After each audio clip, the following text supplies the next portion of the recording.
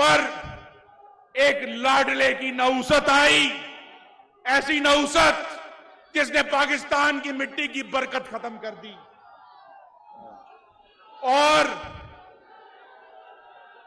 इस मुल्क में गंदम कम हो गई, इस मुल्क में चीनी कम हो गई, और उस लाडले ने आईएमएफ से एक तबाहकुन मुआहदा करके 27,000 अरब रुपए के कर्जे लेकर पाकिस्तान को कमजोर कर दिया।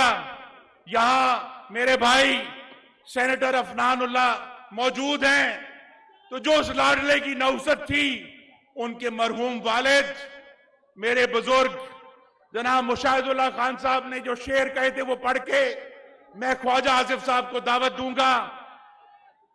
लहू बेच डाला, बदन बेच डाला, लहू बेच डाला, गड़ी बेच डाली, किया मेरे गुलशन की हर शय का सौदा, जमीन बेच डाली, कश्मीर बेच डाला, किए थे नौकरियों मकानों के वादे, आईएमएफ के आगे मेरा वतन बेच डाला। मैं रोटी में कपड़ों में उलझा रहा, एक नशई ने पाकिस्तान बेच डाला।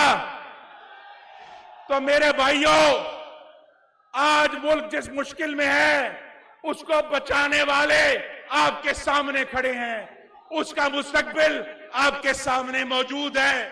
मरियम नवाज की शक्ल में, जिन्होंने एटम बम बनाया था, जिन्होंने एटम बम का धमाका किया था, वही इसको बचाएंगे। जिन्होंने मोटरवे बनाई थी, वही ये मुल्क बनाएंगे। जिन्होंने सस्ती गंदम और सस्ती चीनी दी थी, वही लोग जिन्होंने बहादुरी से वोट की इज्जत की लड़ाई लड़ी, जिन्होंने बहादुरी से इमरान खान के फाशिज्म का मुकाबला किया, और जिन्होंने बहादुरी से आज अदल के लिए लड़ रहे हैं, वही लड़ेंगे। मैं दावत दूंगा अपने सीनियर कॉलीग को, वजीर दिफा जनाब ख्वाजा मोहम्मद